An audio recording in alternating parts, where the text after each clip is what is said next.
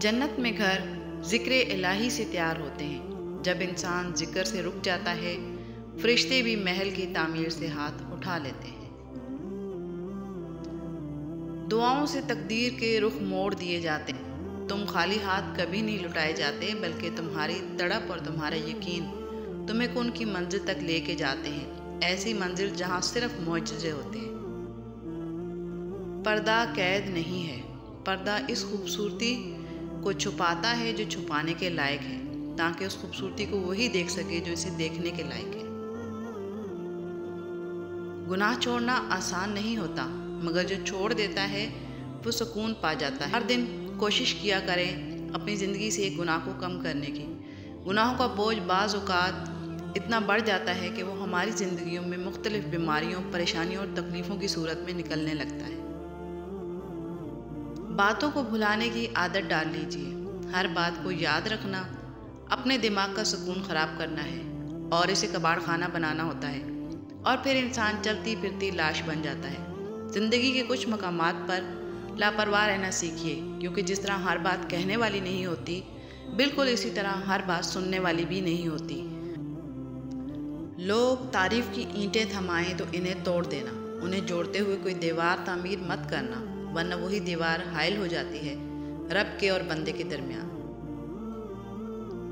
تمہارا مقدر تمہاری زندگی نہیں بناتا، تمہارا توکل تمہاری زندگی بناتا ہے۔ تمہارے پاس اب بھی دعا کا اختیار ہے۔ تمہاری کہانی ابھی ختم نہیں ہوئی، تمہیں دعاؤں کا توفیق ملنا ہی قبولیت کی سب سے بڑی دلیل ہے۔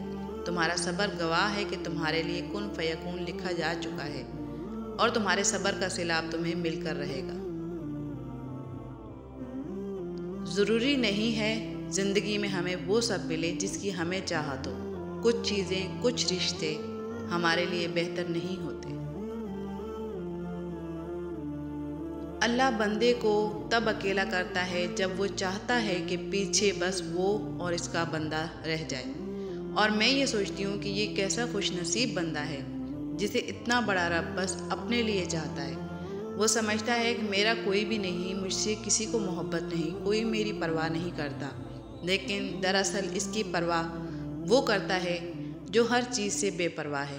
کتنی خوبصورت تنہائی ہے جو ایک نافرمان کو اتنے بڑے بادشاہ کے قرب کا موقع دیتی ہے، اور کیسا بد نصیب ہے وہ انسان جو پھر بھی انسانوں کی فکر کرتا ہے۔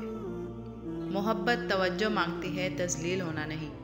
اگلے انسان پر ہمیشہ مان ہوتا ہے، محبت کرنے والے حق جتاتے ہیں، لیکن جب انا کا رشتہ محبت سے زیادہ عزیز لگنے لگے تو کنارہ کر لینا چاہیے، کیونکہ اکثر خاموش رہنا مزید تذلیل سے بچا لیا کرتا ہے۔ قرآن بہترین ساتھی ہے جو دنیا میں ہر مشکل کا حل اور آخرت میں ہر آزمائش کا سامان ہے، لہٰذا کیوں نہ اسے ہی دوست بنائیں جہاں سے وفا ممکن ہو۔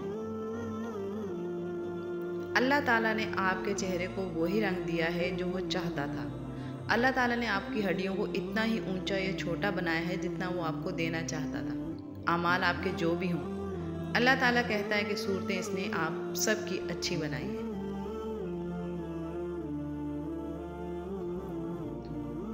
اگر کوئی تمہیں چھوڑ دے تو صبر کرو، اگر وہ تمہارا ہے تو وہ لوٹ کر تمہارے پاس ہی آئے گا، اور تب تک کا صبر تمہیں اللہ کا بنا دے گا، اور اللہ والے دنیا والوں کو کھو دینے پر رویا نہیں کرتے، صبر کرتے۔ جو بات ہم کسی سے نہیں کہہ سکتے وہ ہم اللہ سے کہہ دیا کرتے ہیں، کیونکہ ہمیں سب سے زیادہ سمجھنے والا صرف اللہ ہے، جو اندر کے اس درد کی گہرائی سے بھی واقف ہے جس نے ہمیں الجھایا ہوتا ہے۔ تو پھر جب سمجھنے والا آپ کے دل میں ہی بستا ہے تو ساری الجھنیں سے بتا کر ہلکے ہو جایا کرتے ہیں۔ کبھی کبھی ڈھیروں الفاظ ہونے کے بعد بھی بولنے کا دل نہیں کرتا، نہ بتانے کے لیے، نہ جتانے کے لیے، اور نہ ہمدردی کے لیے۔ اچھے اخلاق کے حقدار سب سے پہلے آپ کے والدین ہیں۔ اگر آپ اپنے والدین کے ساتھ اچھے نہیں تو باقی کسی کے ساتھ بھی جتنی نیکیاں کرتے پھریں کوئی فائدہ نہیں۔ زندگی نے بہت کچھ سکھایا ہے اور کتابوں نے بھی بہت رہنمائی کی، لیکن انسانی رویوں نے جو سبق دیا وہ نہ زندگی کے کسی ورق پر اور نہ کتاب کے کسی صفحے پر تحریر تھا۔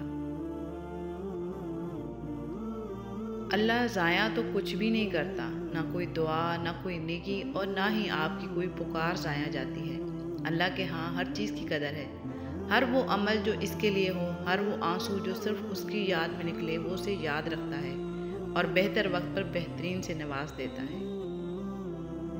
اللہ پاک نے دنیا میں سب سے پہلے جو رشتہ بنایا وہ میاں بیوی کا تھا، اور پھر سارے رشتے بعد میں بنائے، اور پھر یہ رشتہ تو ہے ہی ایسا کہ کتنی بھی دھوپ چھاؤں آئے، اس رشتے میں ایک دوسرے کے بغیر گزارا نہیں ہے۔ کبھی کبھی لگتا ہے کہ دنیا ٹوٹ جائے گی، امید کوئی نہیں رہے گی، پر یاد رکھیں کہ جو کچھ اللہ نے آپ کے لیے منظور کیا ہے وہ آپ کو ضرور ملے گا۔ کبھی بھی نا امید نہ ہو، کیونکہ جو کچھ اللہ کرتا ہے وہ بہتر کرتا ہے۔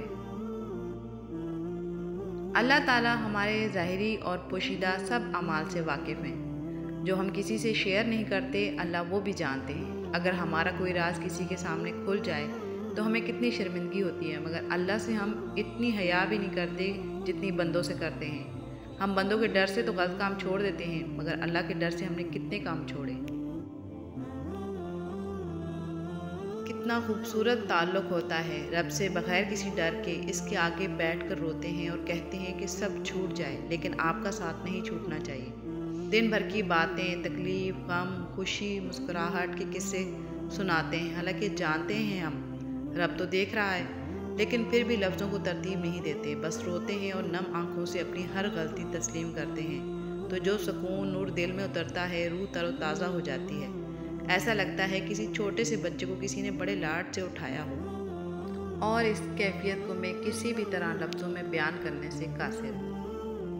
میاں بیوی کا رشتہ 3 باتوں کی وجہ سے مضبوط ہوتا ہے۔ پہلی بات اعتبار، دوسری بات محبت، تیسری اور سب سے اہم احساس۔ اگر ان تینوں میں سے ایک بھی آپ کے رشتے میں نہیں ہے تو یقین مانیے آپ کا رشتہ کھوکھلا ہے۔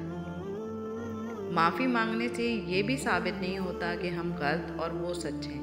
معافی کا اصل مطلب یہ ہے کہ ہم میں رشتہ نبھانے کی قابلیت ان سے زیادہ ہے۔ آپ صلی اللہ علیہ وآلہ وسلم نے فرمایا، تم میں سے کسی کے پاس 3 بیٹیاں یا 3 بہنیں ہوں اور وہ ان کے ساتھ اچھا سلوک کرے تو جنت میں ضرور داخل ہو۔